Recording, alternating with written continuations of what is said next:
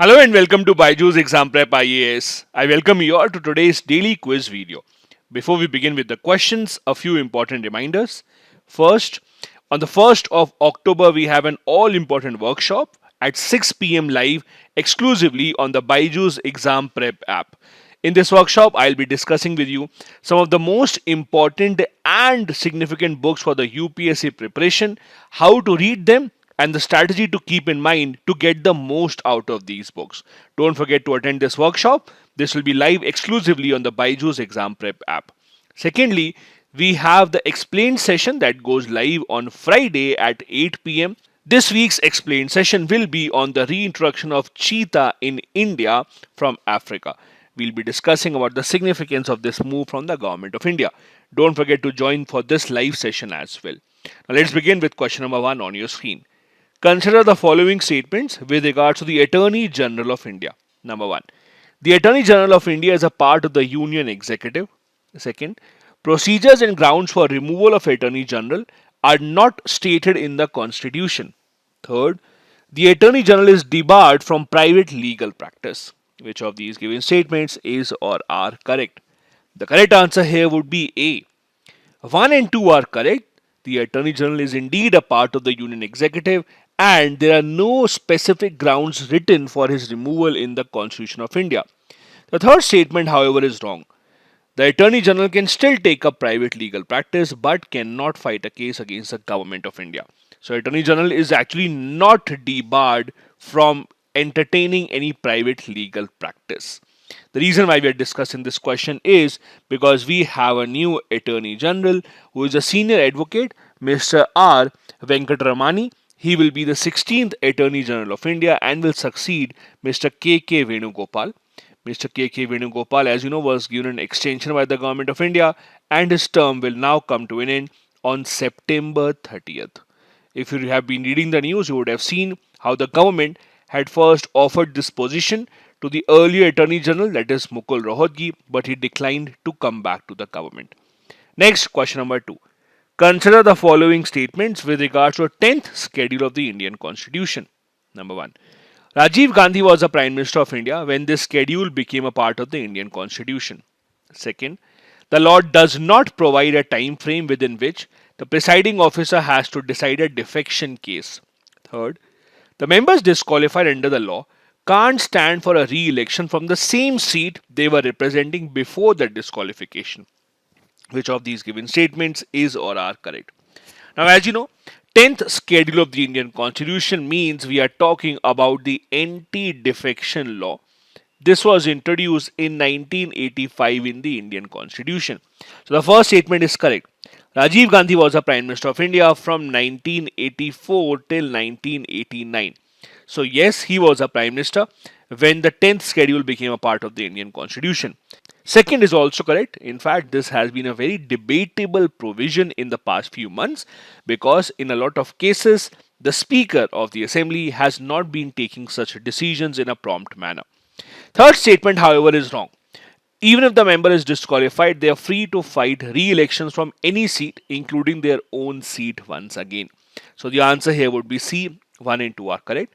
The reason why we are discussing this question is because the Supreme Court has said that the Speaker of the Legislative Assembly does not have the power to take away the status of former MLA while disqualifying them under the anti-defection law. The Supreme Court in the past has been giving a lot of judgments about the anti-defection law, including that the Speaker or the presiding officer must take the decision in a prompt manner. Question number 3. Consider the following statements with regards to the Chief of Defence Staff in India. Number 1. The CDS enjoys a rank of Secretary within the Department of Military Affairs. Second, retired service chiefs are not eligible to hold this position. Third, the retirement age for the post of CDS is 65 years. Which of these given statements is or are correct? Now, if you have been following the news about the CDS, you would know that the second statement is wrong because the government recently changed the rules of the appointment of the CDS. And now, even the retired service chiefs are eligible to hold this position, provided that they are below the age of 62 years when they actually come to the post of the CDS. Second statement thus is wrong. First and the third statements are correct. The answer here would be C. The reason why we are discussing this question is because the government has announced that retired Lieutenant General Anil Chauhan will be India's next Chief of Defence Staff. Before his retirement, his last posting was Eastern Command's chief, and now he will take up the position of a four-star general, that is the CDS. The article tells us that the government has decided to appoint him, and he will also function as a secretary to the Government of India under Department of Military Affairs with the date from his appointment.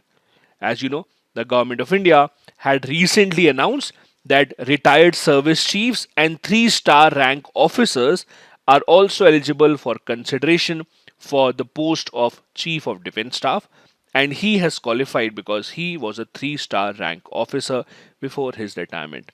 Next, question number 4. Which of the following is a motto of 2022 Indian National Games? Get set play, खेलोगे कूदोगे बनोगे लाजवाब, celebrating unity through sports, or faster, higher, stronger together. The correct answer to this question is C. Celebrating unity through sports. This is a motto of 2022 National Games of the country. The first statement, that is get set play, was also a motto of one of the earlier Indian National Games, while the second statement is actually the motto of Youth Games of Khelo India organized by the Government of India. The fourth one that you see is the Olympics motto, and that is why the correct answer here would be C, celebrating unity through sports. As you know, the state of Gujarat is now about to host the National Games, which will start from today. That is why this is in the news. National Games usually are held every 4 to 5 years. However, the last edition was cancelled because of the COVID-19 pandemic, and that is why now the National Games are coming after a long gap. Athletes from 36 units, including states, union territories, and different services, will compete in a total of 35 disciplines. The article tells us that the National Games started in 1924 when they were called the Indian Olympic Games in Lahore. After independence, the first edition was held in 1948 in Lucknow. Next is a previous year question from 2019.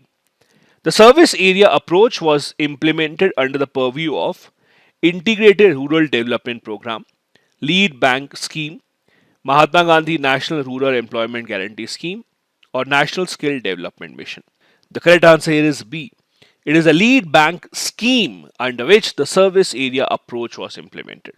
In simple terms, this was an approach under which different districts will be allocated to different banks, and a bank would be given the responsibility to play the role of the lead bank, means to ensure that most of the people in that district actually become a part of the banking infrastructure, their accounts are opened, and most of the people should be given banking services from that particular lead bank. This scheme was launched by the Government of India in 1969, around the same time when the bank nationalization came into the picture in India. The basic idea was to have focused and targeted banking throughout the country by dividing the country into various districts. Next, we have a fact of the day, and the big news that we will be discussing is that the Archaeological Survey of India has found certain Buddhist caves and temples in the Bandhavgarh Tiger Reserve in Madhya Pradesh. This news has been covered in the Hindu newspaper today. This says that the Buddhist caves and stupas have Brahmi inscriptions and they date back to 2nd century, while the Hindu temples are said to be from 9th to 11th century as per the ASI, who have found these at the Bandhavgarh Tiger Reserve in Madhya Pradesh. Now, we want to discuss some other details about the Bandhavgarh Tiger Reserve. It was in 1968 that it became a national park, and in 1993 it was elevated to the status of a tiger reserve under the Project Tiger announced by the Government of India. This also has a certain ancient heritage. Its mention has been found in many ancient books including Shiv Puran, and this place is said to be associated with Ramayana as well. The Bandhavgarh fort is also very well renowned as a masterpiece of the Treta Yuga, and it was ruled by many dynasties including the Singhars, the Kalchuris, and the Baghels. It has a large number of tigers in its core zone, and that is why it has been in prominence throughout the country. This is it for today's daily quiz video. Thank you so much for watching. Have a good day ahead.